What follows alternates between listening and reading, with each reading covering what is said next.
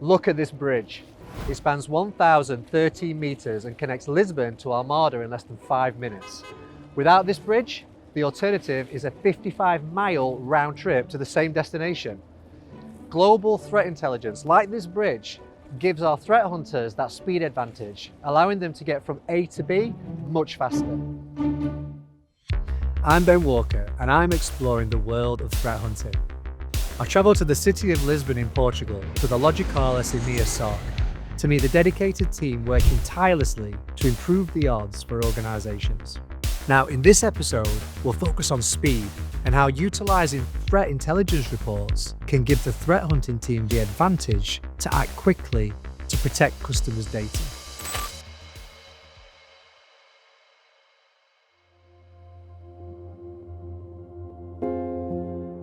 So in the battle against cyber threats, countries often collaborate to enhance their collective understanding of the dangers out there. Global threat intelligence is a crucial asset in threat hunting, providing valuable insights into the bad actors targeting organisations. The cybersecurity community are very open to sharing. We're all on the same side. So the threat intelligence we get is significant and very helpful. It really shortens the time we take to find out malicious activity. It's like having a light focusing on that indicator and saying this should be looked into. Now, when you take that threat research and you enhance it that little bit more and you go, this group is known to exploit this type of industry, that then becomes really quite useful from a threat hunting point of view, because you can go, well, these are my customers, this is the industry they're in, this is the intel what relates to that threat.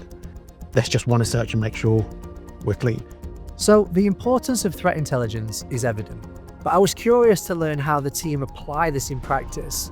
Do they have any recent examples of using threat intelligence to protect customers?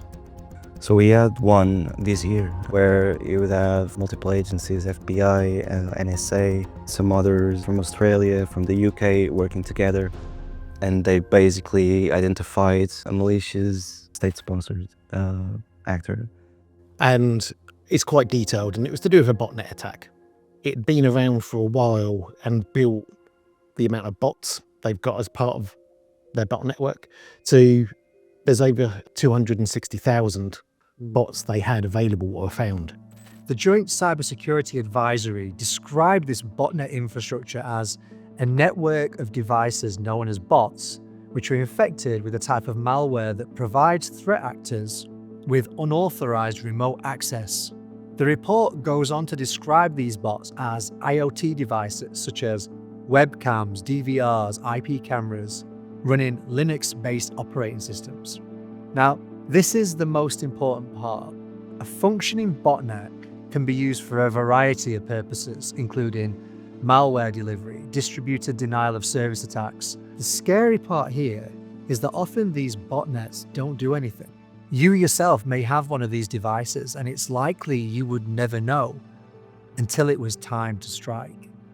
So you can massively cost the company money just by targeting, and that could be all they're after. They might not be trying to get in, they're just financially impacting. That's the other side, is what's the hard bit of cybersecurity and threat hunting, is understanding why would someone do this? What's their motivation? What are they targeting? Why are they targeting? Why have they built this? So now the team have access to this threat intelligence. I was eager to discover how they actually use it in practice. So basically the joint advisory there handled a PDF with all that was happening, the kind of devices that were affected, all of the indicators, and we took what we needed from there. So then that's where we design that custom code, what we then go and run the hunt in the customer's environment looking for. Basically used that across all the customers to see if anything was matching those indicators.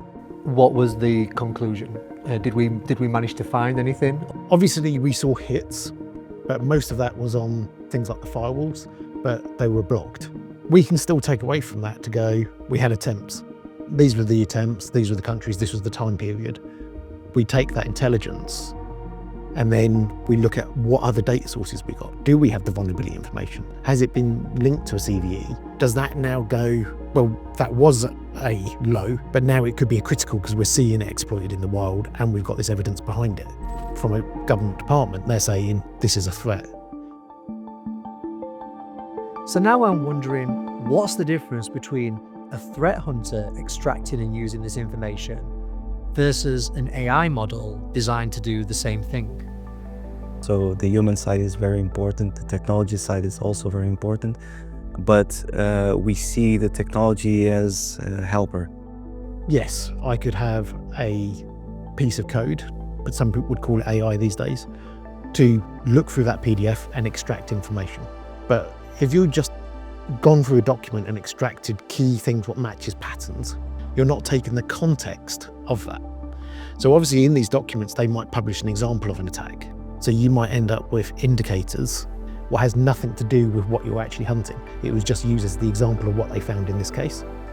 So then you're distorting your search. And the other side of that is, just because we found a relationship with one of those objects in an environment doesn't mean it's a true threat. And this is where that human threat hunter really adds the context of, we ask the questions. That was this sort of attack pattern. Is there anything else I can look at in this environment? Or, oh, I found one hit, that looks a bit suspicious. What else is related? So then you might run further hunts with what intelligence we've got around them, just as a safety net.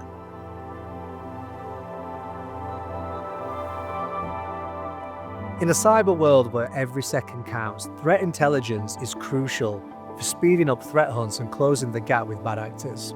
But threat intelligence needs action. It can't just be words on a page. We've got to blend human expertise with technology to extract those valuable insights from the research, but then also apply it with the right context to protect those customer environments.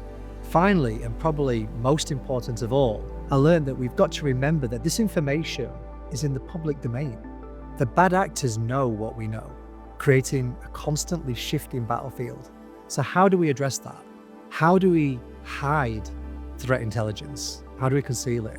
And how do the threat hunters outsmart the bad actors at their own game? Join me in future episodes as we continue to demystify threat hunting and explore real cases in action.